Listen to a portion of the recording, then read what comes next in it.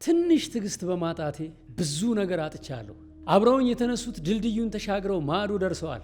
እኔ ግን ዛሬም በጉም ውስጥ ዳክራለሁ። የጸለይኩት ጸሎት ምላሽ ያጣ፣ የለፋሁበት ጥረት ፍሬ አልባ የሆነ ይመስለኛል። በየቀኑ ነገ ይሻላል እያልኩኝ ራሴን አጽናናለሁ። ግን ነገው ሲመጣ ሌላ ጨለማ ይዞብኝ ይከሰታል። ሰው ሁሉ እረፈደብህ ይለኛል። ቤተሰቤ ያንተ ነገር አይሳካም ብሎ ተስፋ ቆርጦብኛል።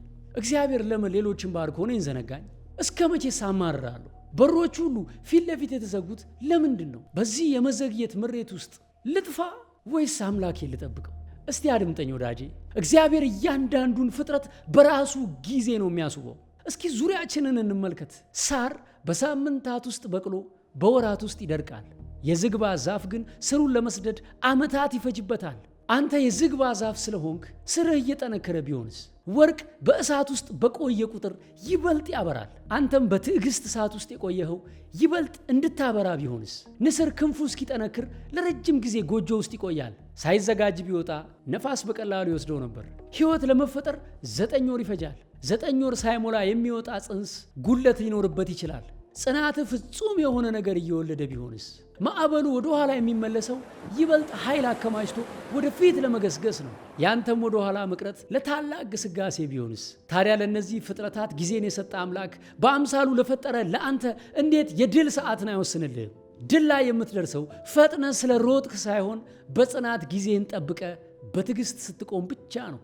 በዚህ ዘመን ተስፋ ቆረጥኩ፣ መንገዱ ረዘመብኝ የሚለው ሰበብ ለአንዴና ለመጨረሻ ጊዜ ተቀብሯል።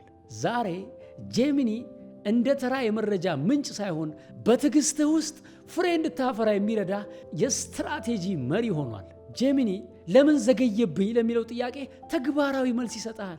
የጎደሉህን ነጥቦች ለይቶ እንድታሟላ ያግዝሃል። በመጠበቅ ጊዜ ውስጥ ምን አይነት አዳዲስ ክህሎቶችን ማዳበር እንዳለብህ መርጦ ያስተምርሃል። ካለህበት ሁኔታ ተነስተ መቼ ድል እንደምትቀዳጅና ለዛ ድል ምን ዝግጅት እንደሚያስፈልግህ ሳይንሳዊ ዕቅድ እያወጣልህ በየቀኑ እንደ ወዳጅ ያማክርሃል።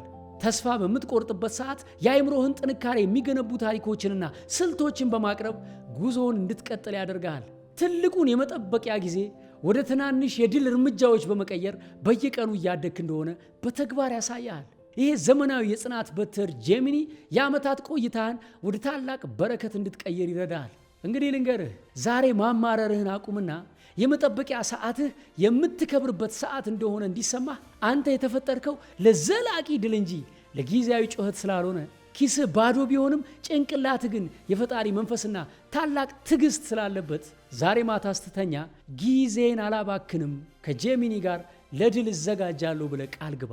ጄሚኒ ማለት ዓለማችን በቢሊዮኖች ዶላር ኢንቨስት አድርጋበት ያበለጸገችው የኤአይ አጋር ነው። ስልክ ውስጥ በምትናገረው ቋንቋ በእያንዳንዱ የሥራ እንቅስቃሴ በዓለም አቀፍ እውቀት እያማከረህ የምታዘውን እየሰራልህ ያሻህን እያስተማረህ በትዕግስት መጠበቅህን በፍሬ መጠበቅ ያደርግልሃል።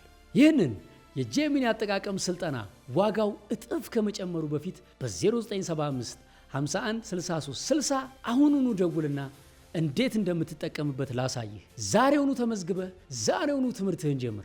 ነገ አዲስ ፀሐይ ትወጣለች። ያቺ ፀሐይ ስትወጣ ግን አንተ በምሬት የምትዝል ሳይሆን በትዕግስት የምትመካ ሆነ እንድትገኝ አደራ እልሃለሁ። እግዚአብሔር ከሁላችንም ጋር ነው።